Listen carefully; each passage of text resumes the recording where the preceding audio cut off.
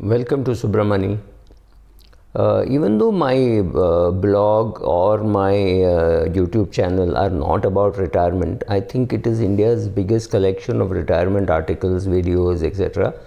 And maybe nothing original, but maybe a lot of it is original in the sense that it is put together in one place and given to you, right?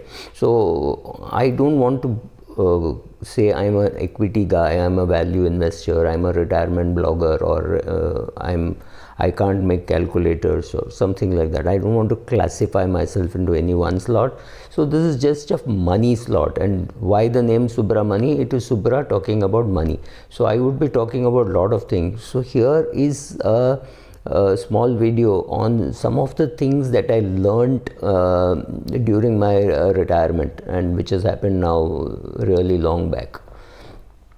So first thing is, retirement is about freedom.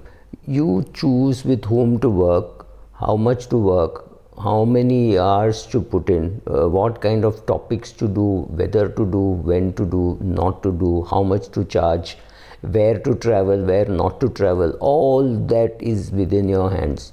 After having committed, like say if I say I will do a lecture on 24th of June in Srinagar, I have no choice. I have to go to Srinagar. That choice is not available. But to say whether I will travel, whether I will want to do a physical class, or whether I will do it only online, those choices are available. Because the money, yes, of course the money, I do charge a fee, but that money is optional. It is not running my household because of that. So that is freedom of when to, how to dress, what to do, all those things. Ability to find time for yourself to do all those things, whether to spend time with family, whether to spend time with friends, right? Doing Zoom calls with friends during lockdown, anything. All those choices.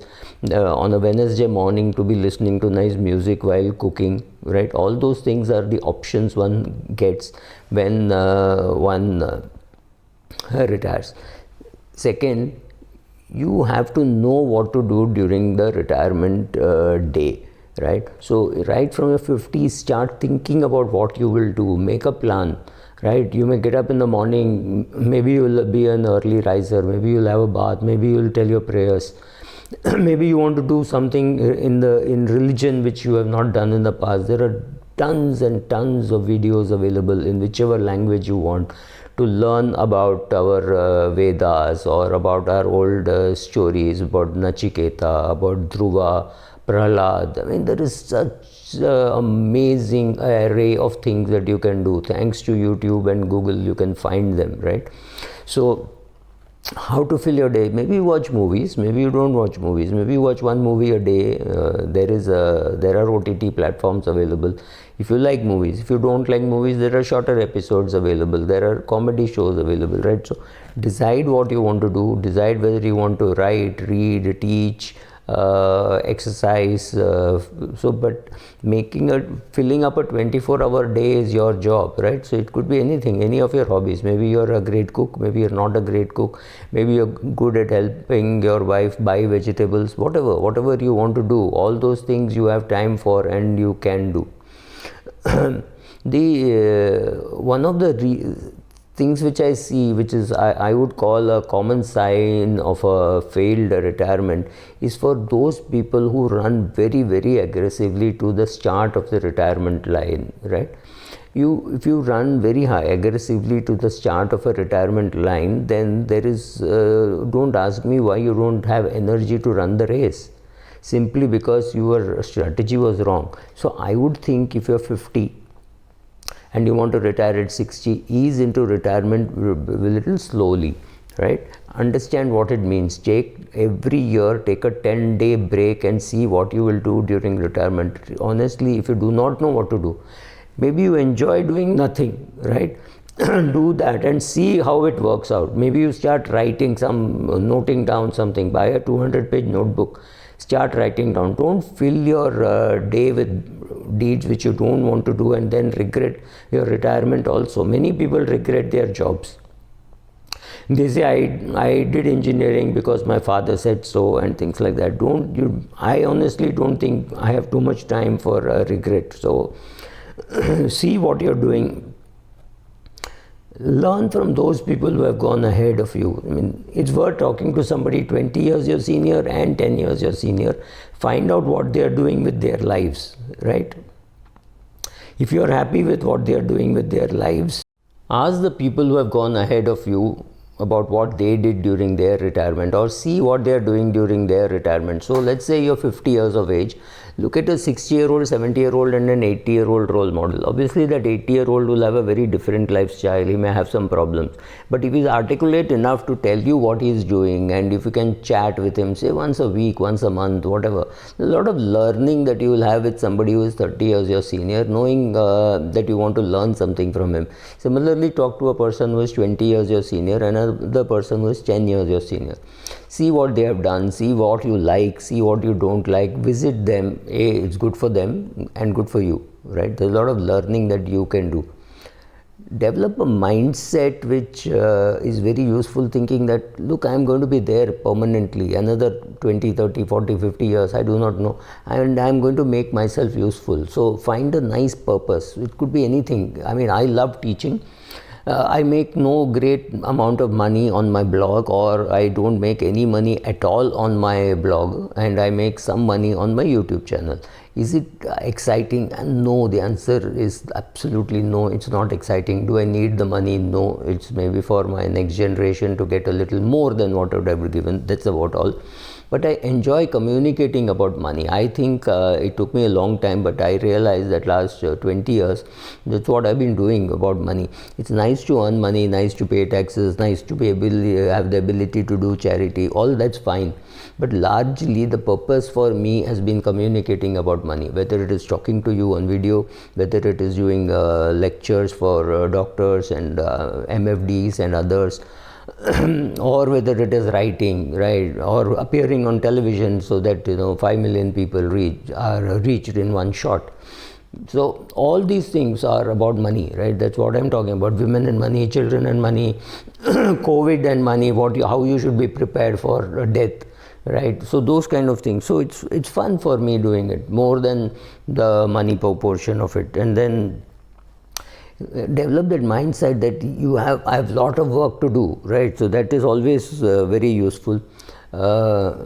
Consult and communicate with your spouse about what you want to do, because at certain stages she may feel very neglected and not included. If you're a woman, make sure that you and your husband are in tandem with what you want to do during retirement, and make sure that you have some common days and some days when you're independent, right? So some common activity could be, maybe both of you could be doing charity together to one charitable home, or both of you could want to go to one temple, or anything, temple, church, whatever. So do some activity together, and make sure you do some activities which not doing together, right? All that is useful. Be part of groups where there are people younger than you and older than you. When you're 50, it's very easy to find people who are older than you, but when you're 70, you may not find people older than you in a cycling club or in a running club and places like that. For that time, you may want some other kind of a club, maybe a retired Toastmaster could work, right? You could go to a Toastmaster and talk about everything that you've done, and could be retirement, anything that you want to do. Find clubs. I found it very useful with 22-year-olds asking about career guidance, and 70-year-olds asking about how can I make a will and what should I do. And I'm happy being part of such groups, whether it's in our society or whether in our among runners, among cyclists and all of them. Whether I actually do it or no, it's fun having people younger and older than you in the same group, right? That's one advantage. Sorry. Remember that in the whole process of retirement, it should not happen that you're too obsessed with money, whether my money will last. Yes, of course, it's a fear, but in that, don't forget the process of having fun. Whatever fun means for you. If it means going and spending time with your cousins, with your brother, sister, siblings, uncle, aunt, whatever you have, or whether you like going into the forest, or you like both, do both. Your wife may not want to come into the forest, but she may want to come to the beach, or she may not want to come to the beach, she may want to come to the mountains, whatever. So accommodate both, accommodate friends, accommodate cousins, accommodate your spouse, and have separate vacations. I mean, you may not want to take your spouse on a vacation which you go with your classmates, right? They could get bored. But you may want to go for your visits with your cousins, you may want to go with your spouse. So make sure that some things you do together, some things you don't do together, but have fun doing whatever you're doing. Don't wait for fun to happen at a later date. It is not going to happen. You've already maybe spent enough time waiting for happiness. Declutter, it's a very useful thing. Just keep giving away things, right? So that helps, whether it is dresses, whether it is books, whether it is experience, whether it is knowledge. Just keep giving it away. It does not make you poorer, it makes you richer. I mean, there are books on training which I'm never going to do again, books on sales training and all those things, and how you could be a better trainer, what people expect. I'm not going to touch any of that stuff again. So what did I do? I gave it away to a trainer friend who is young and who wants to be very serious about training. There's nothing else. I'm not waiting for my daughter to want to buy it, want to read it, right? Maybe 30 years later, she'll buy her copy, right? So get rid of things, declutter, and decluttering really helps. Nobody is going to worry about how many books you have, as long as you finish reading and you think you won't read it again. I don't think I'll read a novel again, so I don't read too many novels anyway. But if I read a novel, or even books on great men, right? I've read books on Narasimha Rao and Atal Bihari Vajpayee. I don't think I'm going to reread those books. Those books should not be part of the library, right? They should just go away. So decluttering really helps. Create your own, what you're looking forward to in retirement, right? What I would call your own commandments.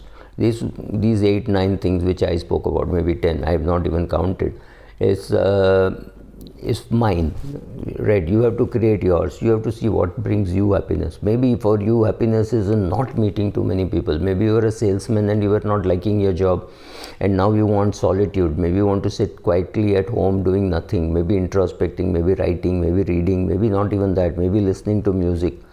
Whatever you want to do, you find what you have to do, what you will enjoy doing, and do that. That's the essence of retirement, isn't it? Thank you.